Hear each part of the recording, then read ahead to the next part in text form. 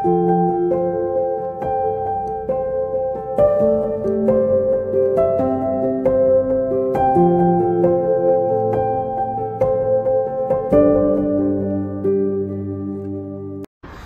tu es victime d'addiction pornographique, moi je t'encourage de te mettre en ordre déjà, comme j'ai dit dans les autres vidéos, mais aussi par rapport à Dieu. Et de dire, bah Seigneur, je te demande pardon, parce que en fait, je rate la cible quand je vais là-dedans. C'est pas le but que tu as pour ma vie. Alors, il y en a certains qui vont dire, oui, mais moi, j'arrête pas de refaire la même connerie tout le temps. Donc, ce serait pas très honnête de chaque fois demander pardon. Je dis oui, chaque fois, tu demandes pardon. Tu mets en place un système pour t'en sortir, mais demande pardon. Ne tombe pas dans ce piège de se dire, ah, je vais être honnête avec moi-même, donc je refuse la grâce. La grâce, c'est Dieu qui te pardonne sans aucune condition. Et sans que tu puisses le mériter, continue d'accepter cette grâce, même si tu es tombé 1000 fois. 7 fois, le juste tombe, 7 fois, il se relève. Donc, si tu tombes plein de fois, relève-toi en t'appuyant sur la grâce. Je sais que ça paraît indigne, mais on en est indigne, mais tant mieux. Yes, voilà, dans ce dessin, on voit bien que le bonhomme, en tirant sur les seins de sa copine, se rend compte qu'il y a quelque chose à l'intérieur.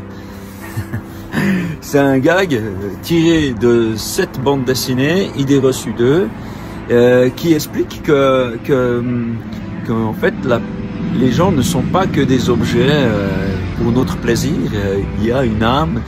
Je dirais même chez ceux qui font leur métier, de la pornographie, il y a une âme derrière la pornographie ou la prostitution. Et c'est des personnes, tu vois, avec un cœur. C'est pas juste des objets. Et cette tendance qu'on a, c'est dans un rapport primaire, c'est d'oublier ça. Alors que la vraie sexualité, elle s'exprime tellement mieux quand il y a vraiment une relation vraie, tu vois. Voilà. Donc je vous encourage à découvrir différents de mes livres qui parlent volontiers de ce genre de thèmes, qui font réfléchir. Voilà, en plus. Autre piège de la pornographie, se dire, ok, si je suis tombé dedans, c'est parce que mon conjoint ne me satisfait pas. Ah non, non, non, les amis, c'est faux. C'est-à-dire que je pense que vous reportez le problème au mauvais endroit. Vous pouvez être bien vous-même. Et c'est pas la faute de l'autre. Il y a, avant la sexualité, des moments de dialogue à avoir. Il y a ce qu'on appelle les préliminaires qui n'ont pas que des caresses, qui sont pas que ça, qui sont aussi des discussions l'un avec l'autre. C'est important de vivre en confiance. Et cette confiance et cette amitié, tout ça peut conduire à une sexualité, mais en tout cas, ne jugez pas votre conjoint par rapport à la pornographie, c'est que des acteurs. Quelque chose qui peut vous aider à ne pas tomber dans la pornographie, c'est un dessin qui est tiré de ce livre-là.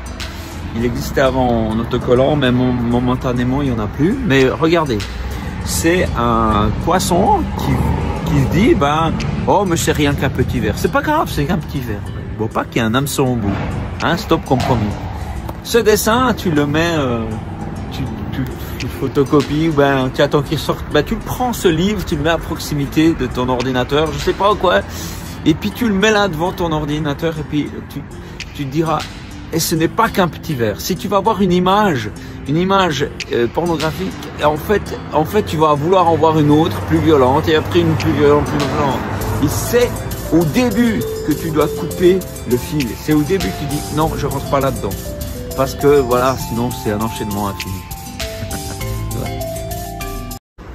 Voilà un truc pour pouvoir vous libérer de l'addiction à la pornographie. C'est de trouver quelqu'un de confiance, si possible votre conjoint, mais si c'est pas votre conjoint, ça peut être quelqu'un d'autre. Quelqu'un avec qui vous pouvez vraiment parler en toute confiance. Et lui dire, écoute, on fait un contrat tous les deux.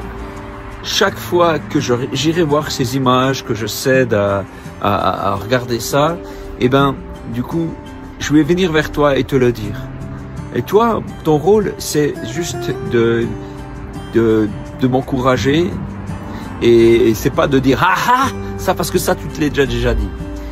Et vous allez voir que ça va être bien dissuasif Parce que justement, vous vous dites, ah c'est rien, c'est qu'une image, mais attends, après je vais devoir en parler à mon pote ou à mon ami, et là, du coup, c'est dissuasif. Voilà un truc pour s'en sortir.